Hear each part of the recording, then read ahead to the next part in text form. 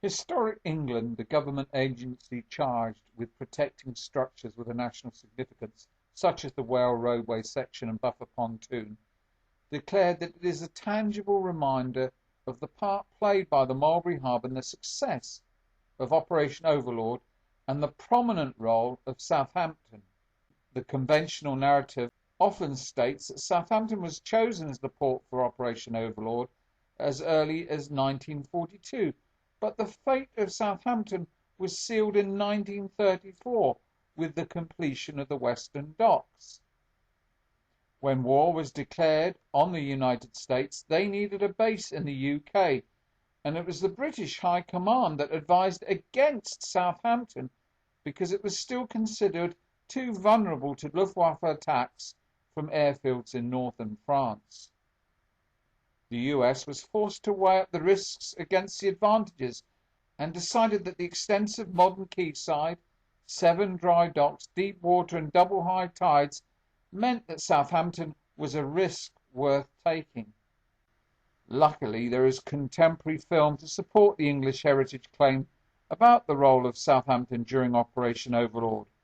This includes film of Dockgate 8, guarded by both an American GI and British policemen, illustrating the cooperation and shared jurisdiction between the Allies during the war. The building next to Dockgate 8 is a pumping station for the town, and during World War II, an embarkation hub was constructed here in preparation for D-Day. Hard S1 was in constant use until the end of the war, and the film shows GIs loading Sherman tanks onto a landing craft. This film is commonly available, but the location is often cited as Weymouth, which was also used by the US Army.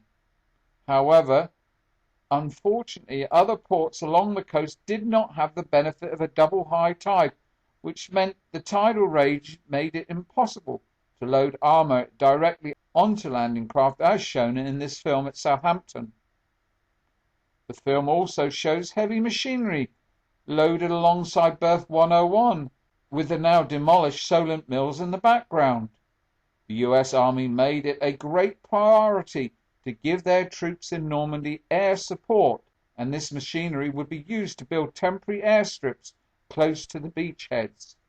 Inside the dock, alongside the quayside, is where iconic pictures show landing craft berthed sometimes 8 abreast. Another film shows British soldiers on board a landing craft receiving their final briefing before leaving on D-Day. 2 capital ships that would provide supporting fire during Operation Overlord are berthed where modern-day cruise liners now disembark. There is more film of Patton's Third Army loading at the Western Docks. His departure was delayed because he was engaged in a deception to convince the enemy that the landings on D-Day would take place at the Pas de Calais. As soon as practicable, he moved his headquarters to Braymore House in the New Forest before leaving from Southampton.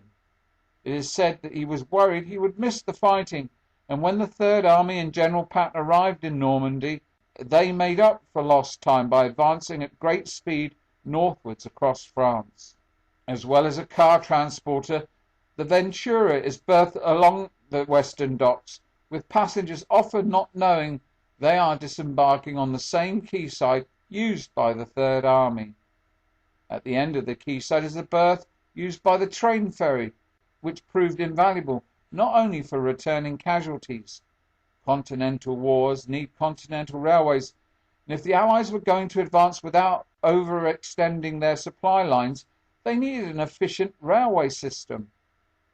In the film, the Shield Hall is seen in the berth used by the train ferry. The train ferry was operated by US GIs with a British skipper and transported armour in the first place to support troops. These vessels also restocked the French railway system. And the black and white film is looking across the main Southampton to Bournemouth train line with the spire of Fremantle Church in the background. Of course, the UK benefited greatly from the Lend-Lease agreement with the US, and a Liberty ship is seen unloading Sherman tanks at the King George V dry dock.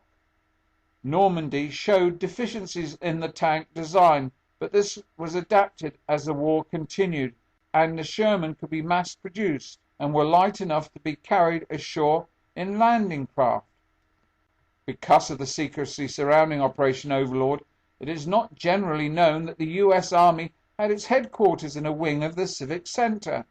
It is sometimes said how the U.S. Army took over the town, and there is a story of how U.S. GIs unloaded a ship during lunchtime, only to be forced to reload it when the dockers returned. Initially, a joint British-U.S. committee was set up to control the port, but as the U.S. commitment grew, it was only natural that more and more responsibility was handed over to the U.S. Army.